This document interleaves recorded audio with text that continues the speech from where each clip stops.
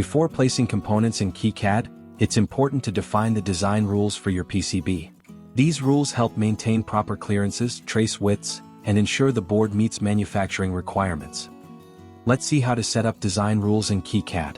To begin, open your PCB layout file, and go to File and then Board Setup, or simply click the Board Setup icon on the top toolbar. Under the Layers tab, select the number of layers for your board. In this example, we're using a 2-layer stackup. You'll also find options to define copper thickness, core material, and solder mask layers. By default, both copper layers are set to 1 ounce, which is standard for most small circuits. Enter the core material and specify its properties like permittivity and loss tangent.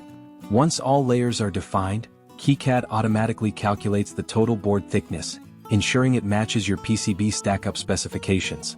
Next, under Board Editor Layers, specify which layers are for signal and which are for power or ground planes. In our case, the top layer is the signal and the bottom layer is the ground. You can uncheck the layers that are not required. Under Board Finish, select the desired surface finish and specify castellated and other special features if needed.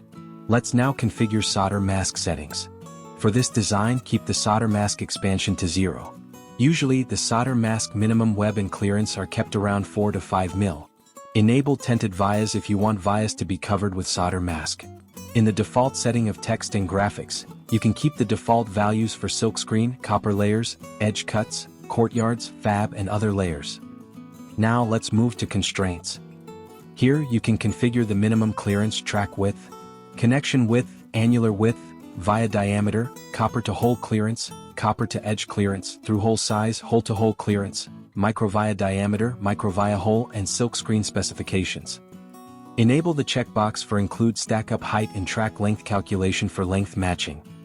Next, go to predefined sizes. Add your preferred trace widths, via sizes, and differential pairs.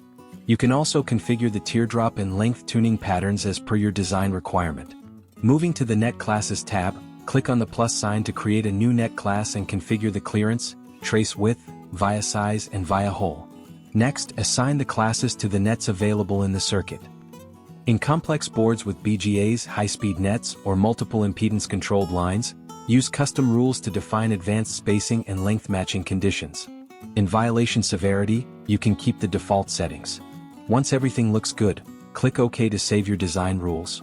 These settings now apply across your PCB layout. Download our KiCad design guide to learn more. Follow us for more PCB content.